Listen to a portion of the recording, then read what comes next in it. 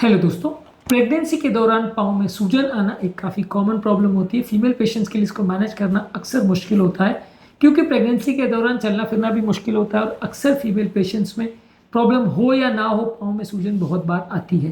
कारण इसके बहुत सारे होते हैं, लेकिन आज हम बेसिकली बात करेंगे कुछ यूजफुल टिप्स पर जो आपकी मदद कर सकते हैं यदि आपको प्रेगनेंसी के दौरान पाँव में सूजन आ रही है। तो प्रेगनेंसी में पाँव में सूजन के क्या कारण होते हैं उस पर हमने ऑलरेडी एक अलग वीडियो किया है।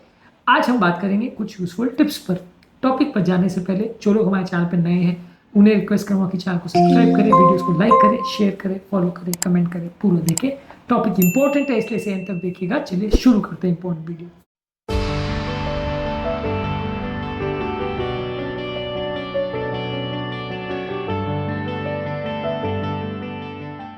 सबसे पहला आपको ये कोशिश करनी है कि कुछ लाइफस्टाइल चेंजेस करिए। इसमें आपको पाँव को जमीन की सतह से उठा करके रखना है। इसमें ग्रेविटेशनल फोर्स की वजह से पाँव में जो पानी या ब्लड इकट्ठा हो जाता है वो कम हो जाएगा।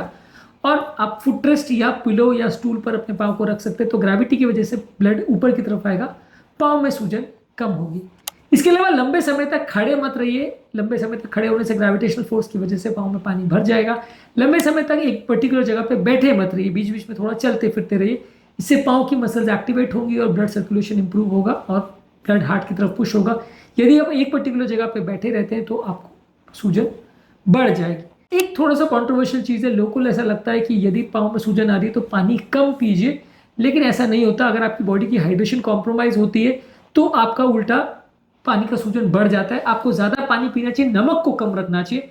ज़्यादा पानी पीने से एक्सेस नमक को फ्लश आउट करने में मदद करेगा, जिससे स्वेलिंग कंपेरेटिवली कम होगी। तो अगर आपको सूजन हो रही है और हार्ट फेलियर नहीं है तो उल्टा पानी ज़्यादा पीना चाहिए, नमक को कम रखना चाहिए। इसके अलावा आपको कोशिश करनी है कि कंफर्टेबल फुटवेयर या शूज़ पहनिए, नहीं तो आपको डिस्कम्फर्ट होगा, चलना फिरना भी मुश्किल हो जाएगा, गिरने का, चोट लगने का चांस और बेबी को भी इंजरी होने का चांस बढ़ जाएगा। तो पाँव के सूजन वाले लोग को लूज स्लीपर्स या लूज चप्पलें ही पहननी चाहिए, तो वो आपके लिए कंफर्टेबल होगी, चलना फिरना थोड़ा मुश्किल होगा, कॉम्प्रोमाइज़ नहीं होगी हालत। इसके अलावा आप कंप्रेशन स्टॉकिंग्स का प्रयोग कर सकते हैं, जो कि घुटनों तक पहने जाने वाले टाइट मोजे होते हैं। ये पाँव की नसों को कंप्रेस करते हैं, जिससे ब्लड सर्कुलेशन इंप्रूव होता है और ब्लड हार्ट की तरफ मूवमेंट करता है।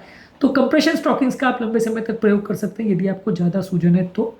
इसके अलावा एक बहुत इंपॉर्टेंट टिप है कि साइड करवट पर सोइए। यदि आपका ब्लड सर्कुलेशन बहुत ज़्यादा बच्चे के वजन की वजह से कंप्रेस हो रहा है, तो यदि आप साइड करवट पर सोते हैं तो इन्फीरियर वेना केवा यानी बड़ी नस का जो यूट्रस की वजह से कंप्रेशन होता है वो कम हो जाएगा, यूट्रस साइड की तरफ शिफ्ट हो जाएगा, तो ब्लड का सर्कुलेशन लगभग नॉर्मल हो जाएगा। तो इससे भी काफ़ी मदद मिलती है। जो लोग सीधा सोएंगे उनको थोड़ा सूजन ज़्यादा होगी, क्योंकि इन्फीरियर वेना केवा जो कि यूट्रस के पीछे होता है उसमें कंप्रेशन हो जाएगा। साइड करवट पे सोएंगे तो थोड़ा कम होगा। इसके अलावा खाने में कोशिश करिए कि नमक की मात्रा कम रखिए। ज़्यादा मात्रा में नमक लेने से आपका सूजन का प्रॉब्लम बढ़ेगा। जो भी चीज़ में आप नमक ले रहे हो उसको कम रखिए या नमकीन चीज़ों को कम रखिए। बैलेंस डाइट ज़्यादा लीजिए, जिसमें फल, सब्जियां, होल ग्रेन्स और लीन प्रोटीन ज़्यादा हो। जो खाद्य पदार्थों में पोटेशियम हो, जैसे केला है, टमाटर है, स्वीट पोटैटोज है, ये आपके फ्लूइड बैलेंस को कम करने में मदद करता है। तो सोडियम को बैलेंस करने के लिए पोटेशियम ज़्यादा लीजिए। इसके अलावा चाय कॉफ़ी कम रखिए। चाय कॉफ़ी में मौजूद कैफीन आपके बॉडी के फ्लूइड वॉल्यूम को कॉम्प्रोमाइज़ करता है, आपकी सूजन और इन्फ्लेमेशन बढ़ती है, इसलिए चाय कॉफ़ी को कम रखिए। पानी ज़्यादा पीजिए। इसके अलावा रेगुलर फिजिकल एक्टिविटी करिए। रेगुलर एक्सरसाइज करने से भी, जैसे वॉकिंग, स्विमिंग है, जॉगिंग है, प्रीनेटल योगा है, ये सारी चीज़ें करने से पाँव का सूजन कम होगा, ब्लड का सर्कुलेशन बेटर होगा। इसके अलावा आप एंकल पंप्स या सर्कल्स वाले एक्सरसाइज कर सकते हैं, यानी पाँव को एक जगह पर रख के गोल गोल घुमाइए या उसको बार बार ऊपर नीचे करिए। इससे आप एंकल की मसल्स को एक्टिवेट करते हैं और वो ब्लड को ऊपर पुश करने में मदद करती है। तो एंकल मसल्स की बार बार एक्सरसाइज करिए, इससे भी आपका सूजन को कम करने में मदद मिलेगी। इसके अलावा आप सूजन वाले एरिया में, खासकर अगर वहाँ दर्द हो रहा है, तो वहाँ कोल्ड कंप्रेसेस यानी गीले पानी से या ठंडे पानी से या बर्फ से तौलिया रख के कंप्रेशन कर सकते हैं। इससे भी सूजन को कम करने में मदद मिलेगी। सूजन को कम करने के लिए या कोल्ड कंप्रेस रखने के लिए क्या इंपॉर्टेंट टिप्स या नुस्खे रहते हैं, उस पर हमने अलग वीडियो किया है, जो कि आप हमारे चैनल पर देख सकते हैं।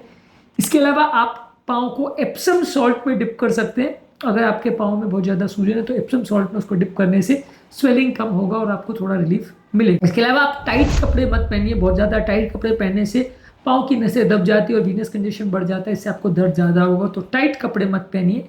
हल्के हाथ से पाँव को और जो तलवे है उस एरिया को मसाज कर सकते हैं, इससे भी ब्लड फ्लो सर्कुलेशन इंप्रूव होता है और इससे भी पानी को निकालने में मदद मिलेगी। इसके अलावा बॉडी को थोड़ा ठंडा रखने का प्रयास करिए। बहुत ज़्यादा गर्मी के वातावरण में यदि आप रहते हैं या गर्म घर में या गर्म पानी से स्नान करते हैं तो इससे भी सूजन बढ़ती है। थोड़े ठंडे वातावरण में रहेंगे तो सूजन की प्रॉब्लम थोड़ी कम होगी और आपको कंपैरेटिवली पेन कम होगा, सूजन कम होगी। यदि आपकी प्रॉब्लम की सीवियरिटी बढ़ रही है तो फिर डेफिनेटली आपको डॉक्टर को कंसल्ट करना पड़ेगा। यदि आपकी प्रॉब्लम मैनेज नहीं हो पा रही तो फिर आपको मेडिसिन लेना पड़ेगा। इसके अलावा यदि आपको अगर सर दर्द हो रहा है, विजन में चेंजेस आ रहे हैं, पेट में दर्द हो रहा है, तो फिर डॉक्टर को दिखाना पड़ेगा, क्योंकि ये सीरियस प्रॉब्लम की तरफ पॉइंट कर सकता है। और अगर प्रॉब्लम आपकी मैनेज नहीं हो पा रही है या ऑलरेडी आपको कोई ऐसी बीमारी है जिसकी वजह से हो रहा है, तो फिर डेफिनेटली डॉक्टर को कंसल्ट करने की जरूरत है। खासकर अगर आपको पहले से हार्ट, लिवर, किडनी का कोई प्रॉब्लम है तो डेफिनेटली डॉक्टर को दिखाने की आवश्यकता है।